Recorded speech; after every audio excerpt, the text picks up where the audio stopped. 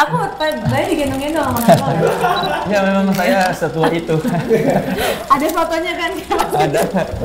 Bang Oleh. Bang Oleh.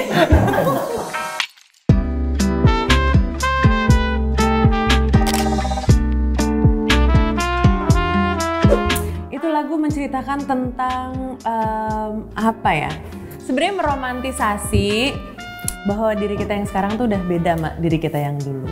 Jadi kita kan perubahan itu kan terjadinya pelan-pelan, kita nggak sadar. Nah, kita tiba-tiba udah menjadi orang yang berbeda dan di lagu itu dia tuh pengen banget bisa ngucapin selamat tinggal atau meromantisasi sama dirinya yang dulu bahwa aku udah bukan kamu lagi gitu. Bisa juga berarti kalau buat laki-laki The Boy That I Used to Be ya. Oh. The Boy That I Used to Be gitu.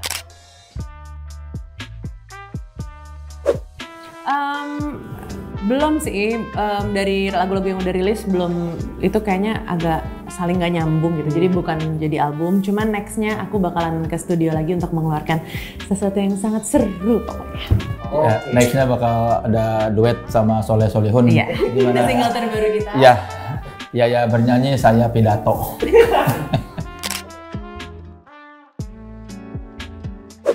Can't quite explain it.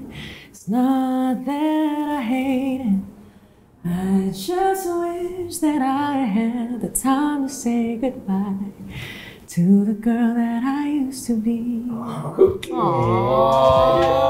Guys. Pengen nggak pakai musik pun tetap syahdu kan? Nggak salah nih ya.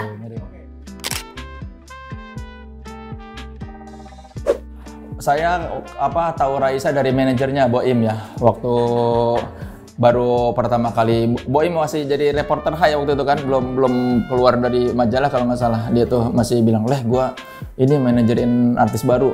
Pas kan gua datang ke launchingnya, terus ini punya segalanya ya, punya suara dan punya look gitu. Dua hal yang dibutuhkan untuk bertahan di industri musik, punya kemampuan vokal, punya visual yang mendukung. Waktu itu juga waktu pas di Rolling Stone, waktu album pertama kita mikir, wah ini penyanyi ini bakal jadi besar nih, ternyata benar. Alhamdulillah, prediksi. Jadi Raisa gimana Kang Soleh, aman ya? Aman lah, kalau nggak aman nggak mungkin gua mau bikinin dokumenternya. Gua hanya mau berurusan dengan musik-musik yang bagus. Pertama, itu mewakili apa yang ada di film Harta Tahta Raisa. Ini bercerita soal hartanya Raisa yang bukan cuma harta benda tapi juga support system. Raisa jadi seperti sekarang ini jadi penyanyi papan atas karena didukung oleh support system yang baik. Jadi harta itu bukan cuma kebendaan ya, juga hal-hal yang di luar kebendaan.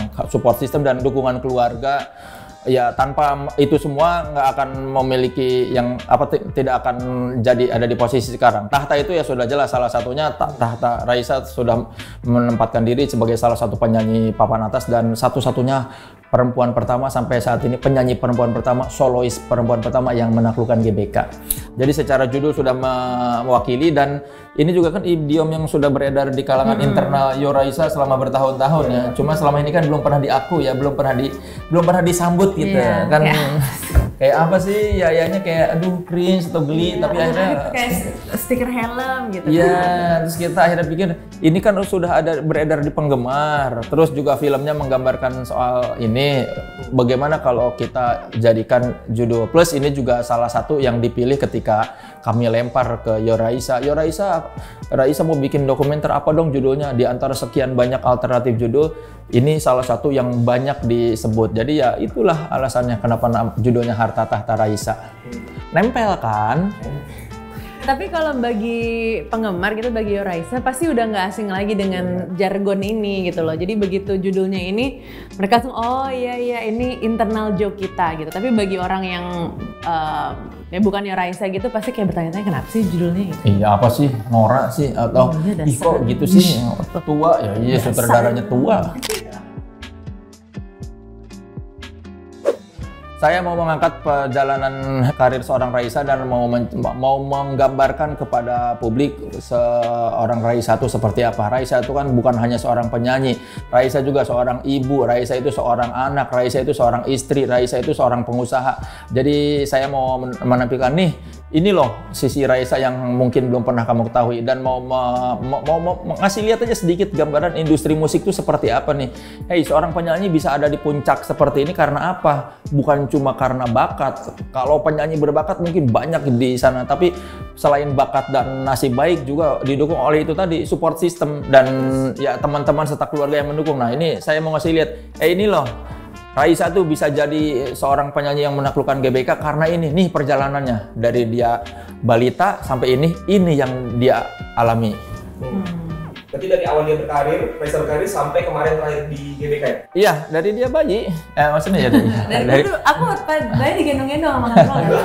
Iya, memang saya setua itu. Ada fotonya kan? Ada. Mang Oleh gitu. Mang Oleh.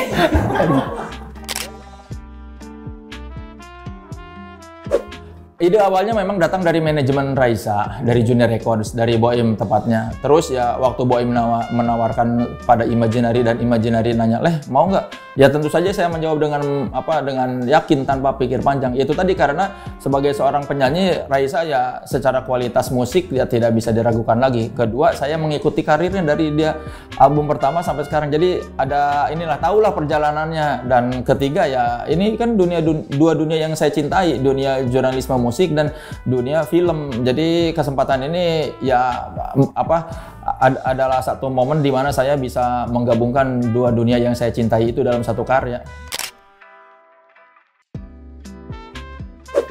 Selama ini tuh di aku aman-aman aja ya. Walaupun pertamanya sempat tegang gitu kan, kayak yang tadi Kang Soleh kan biasanya suka pedes ini apa segala macam tuh.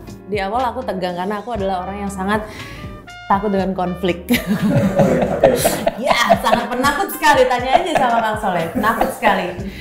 Tapi ternyata aman-aman aja. Bahkan banyak orang yang bilang, Kang Soleh kok kayak gitu sih sama Raisa, biasanya toksik katanya gitu. Ingat Raisa, toksik itu buat orang-orang yang lemah. Tapi Raisa kan kuat, mentalnya kuat, bisa jadi penyanyi yang menaklukkan GBK loh. Belasan tahun berkarir dan makin bersinar itu karena apa? Mentalnya kuat. Saya jadi, tidak dianggap toksik. Biasa aja. Biasa. Sama toksiknya. Sesama Gemini harus saling mendukung. Harus saling toksik. Enggak, tapi yang aku suka adalah di dokumenter ini jadi ada komedinya juga loh, kayak ada humornya juga. Kemarin pas premier juga orang-orang banyak ketawanya, terus ada hangatnya, terus juga kerecehan aku di situ terkuak dan lain-lain. Tapi Kang Soleh di dokumenter ini benar-benar bisa ngeluarin aslinya aku sih. Jadi nanti buat teman-teman yang nonton pas keluar tuh pasti kayak ya stay receh ya forever. Ya alhamdulillah ada yang nangis kan, ada yang ketawa, ada yang haru. Itu si siapa? Revaldo ya? Iya. Itu bagian apa sih? Gue penasaran banget. Makanya dia ada aktor namanya Revaldo. Itu dia nangis terus sampai cium istrinya nyium kening apa diakhiri dengan nyium kening. Itu kayak aku juga ngeliatnya kayak please gue pengen tahu ini pas bagian apa. Tapi pas bagian Boim.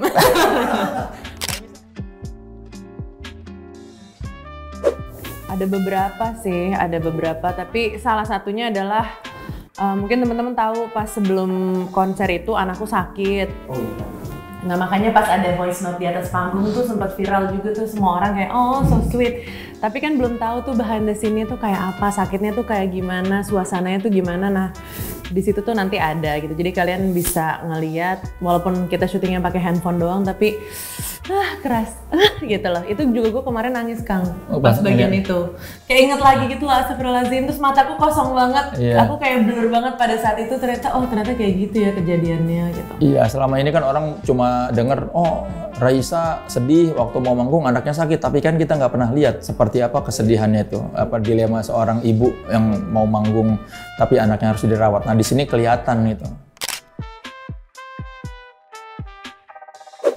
Kalau film biasa kan udah scripted dan sudah bisa direncanakan gitu ya, apa semua bisa tahu yang bakal kita hadapi di lapangan gini. Nah, ketika dokumenter itu banyak hal yang tidak terduga yang tidak direncanakan karena kan ya namanya dokumenter memang cuma bisa ada menggambarkan outline sama storyline. Nanti saya mau bikin ceritanya begini-begini, nanti liputannya ke tempat ini gini-gini. Cuma kan kita namanya liputan yang nggak tahu apa yang terjadi di lokasi. Jadi ya itu kejutan-kejutan itu, belum lagi setelah editing banyak kejutan. Oh harus ngambil gambar ini, nyari gambar ini karena berdasarkan cerita narasumber. Oh tentang ini harus ada ilustrasinya ya gitu. Kalau menggarap film biasa kan kita udah tahu skenario-nya seperti apa, gambar yang diambil seperti apa. Jadi ketika editing nggak akan ada kejutan-kejutan. Oh butuh gambar ini, butuh gambar itu, nggak ada. Nah kalau dokumenter tuh ya seperti itu.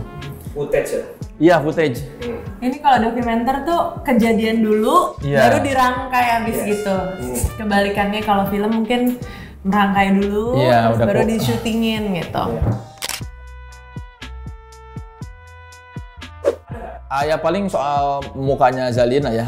Tapi itu kan dari awal kita hargain karena memang mereka tidak menampilkan mukanya. Jadi dari awal ya udah kita tahu kalau mau ngambil gambar supaya jangan terlihat nanti daripada kita ribet ngedit ya. Tadi kan udah ada rencana tapi tapi emang nanti tadinya kita udah ada rencana dan udah disetujui sama Yaya. Kalaupun nanti ada Zalina tidak sengaja tertangkap kamera, nanti mau diganti sama muka saya.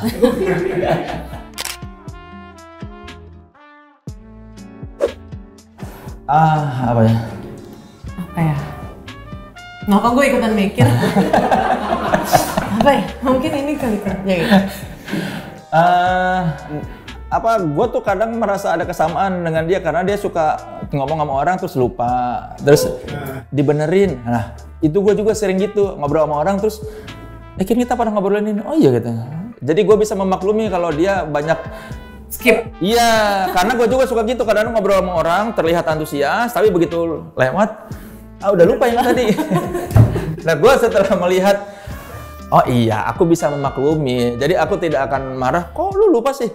Ya saya juga begitu. Kadang-kadang kalau ngobrol sama orang, terus ya udah yang dia tuh jadi ya gue bisa memahami kalau lu yang udah lewat mah ya udah ya, nggak usah diinget-inget lagi. Nah jadi setelah bersama Raisa lama jadi oh iya gue juga gitu sih, kadang-kadang suka orang tuh gue pernah ngomongin ini tau sama lu, oh iya kadang-kadang suka lu memory. Iya kayaknya udah ngobrol udah nggak dianggap penting gitu.